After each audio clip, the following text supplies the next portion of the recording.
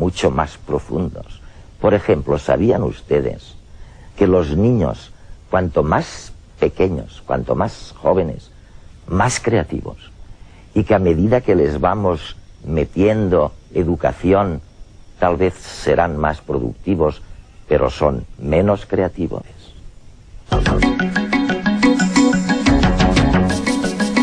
El psicólogo James Kaufman es profesor en la Universidad San Bernardino del estado de California. Sus trabajos se centran en la creatividad, la motivación, la personalidad y otras facultades no cognitivas.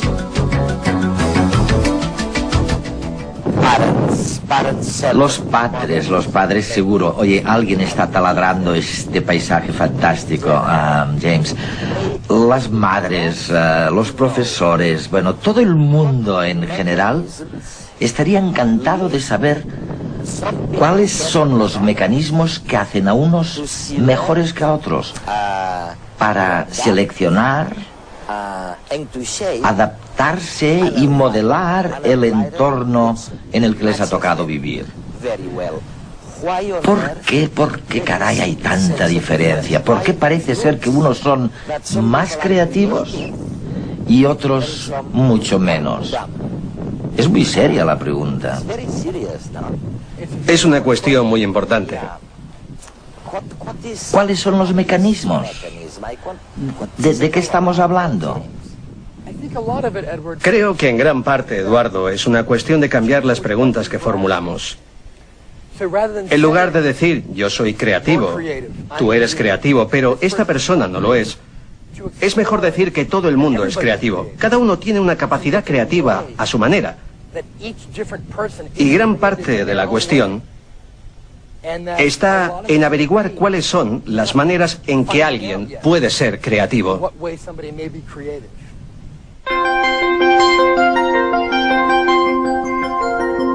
Nuestra historia, tal y como la aprendemos en escuelas y libros, parece plagada de grandes genios. Esta visión clásica nos muestra la creatividad como una característica de unos pocos a los que llamamos artistas o científicos. Sin embargo, la creatividad es una habilidad humana propia de todos y cada uno de nosotros. Es una decisión personal el desarrollarla para llevar a cabo nuestras pequeñas o grandes ideas. ¿Cómo llegamos a ser creativos? La primera fase es una mera prospección del reto que tenemos delante.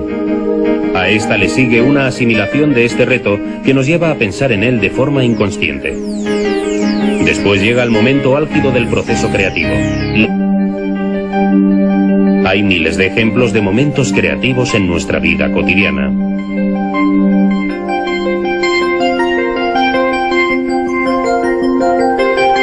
Sin embargo, solemos ser más creativos en situaciones extremas, como guerras, aventuras espaciales o terrestres y desastres naturales. Cuando la necesidad impera, surgen épocas de gran creatividad, en las que el creativo no es siempre el más geniacillo, sino el que se encuentra en una situación más límite. Todos somos capaces de grandes creaciones. Solo necesitamos encontrarnos en situaciones difíciles o, en su falta, creer en nuestras ideas y proponernos llevarlas a cabo. Apostar por la creatividad es una decisión personal y necesaria. Con nuestras creaciones hemos impulsado el desarrollo tecnológico y la era de competencia a escala global en la que nos movemos. Profesionalmente debemos continuar innovando para sobrevivir. Y con el mismo fin, nuestra especie debe adaptarse continuamente a los cambios medioambientales y culturales. Tanto a nivel individual como social, los más creativos encuentran más rápidamente la forma de enfrentarse a nuevos problemas, tomando ventaja sobre el resto. Pero no solo la competencia debe alimentar nuestro comportamiento creativo.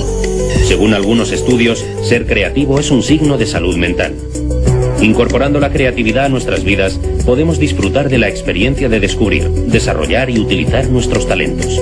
No hacerlo, en cambio, puede ser causa de frustraciones. Una vez más, la decisión está en nuestras manos.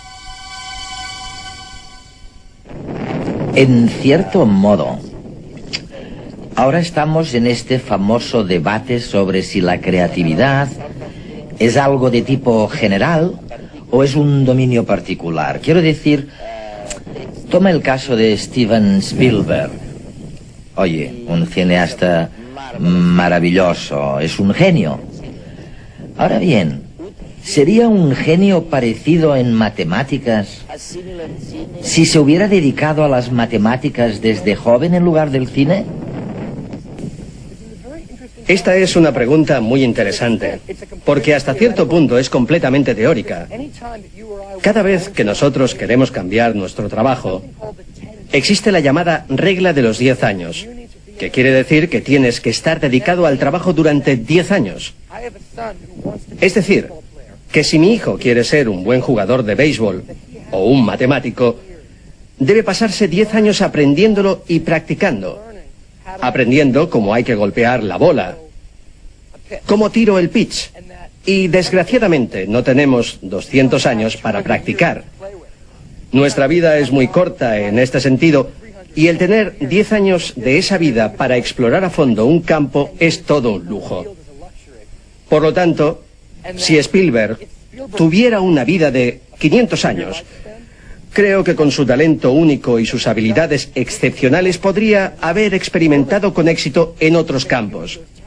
Pero en la realidad actual, donde Spielberg debe tener ya 50 años, no tiene la posibilidad de hacer bien estas dos cosas: cine y matemáticas. De modo que, en cierta manera, es una pregunta redundante, nunca lo sabremos. Oye, ¿se aprende a ser creativo?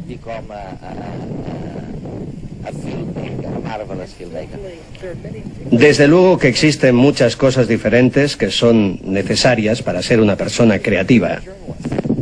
Si quieres ser un buen periodista, que es lo que tú estás haciendo ahora, aunque ya sé que lo has estudiado, debes tener una serie de características personales. Si eres muy tímido, no podrás llegar a ser un periodista creativo. Si odias a la gente, no llegarás a ser un buen periodista. Si no hablas muy bien en público y tartamudeas y te repites, tampoco podrás ser un buen periodista. Es posible que no importen todas estas habilidades para ser un buen matemático. De manera que existen ciertas habilidades que son necesarias para ser creativo. Pero por otra parte, también es muy importante aprender a desarrollar estas habilidades. Si no las educamos, todo lo creativo.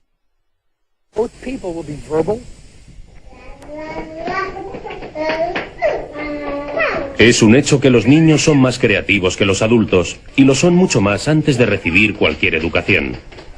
¿Por qué? ¿Qué ocurre durante el largo proceso educativo para que se malogre esa capacidad innata de las personas llamada creatividad? Parece que los esquemas de enseñanza de nuestras escuelas no favorecen el desarrollo de una forma libre de pensar. Más bien coartan y aniquilan las ideas que difieren de la mayoría. Sin embargo, es en la infancia cuando se consolida el talante creador de una persona. Muy bien. No tenía dinero. En la etapa preescolar, el niño recibe todavía la educación a través de los 5 sentidos. Su mente está abierta y en desarrollo y absorbe fácilmente cualquier aprendizaje si se le presenta de una forma lúdica. Pero cuando éste pasa a la etapa de enseñanza primaria, a partir de los 6 años, el abanico pedagógico se va cerrando poco a poco. A medida que progresa en los distintos cursos, se le pide mayor adaptación y se le evalúa en función de unos objetivos generales que vienen marcados por las autoridades educativas pertinentes. El niño adquiere la conciencia de que para tener éxito escolar tiene que conocer no la respuesta más creativa, sino la respuesta correcta. El pensamiento divergente se ahoga todavía más en la etapa de la enseñanza secundaria, marcada por el sistema de evaluaciones continuas. El alumno puede escoger entre unos cuantos itinerarios, como el científico o el humanístico, que le van encauzando hacia unos saberes preestablecidos sin vuelta atrás, donde se valoran sobre todo las capacidades lingüísticas y memorísticas.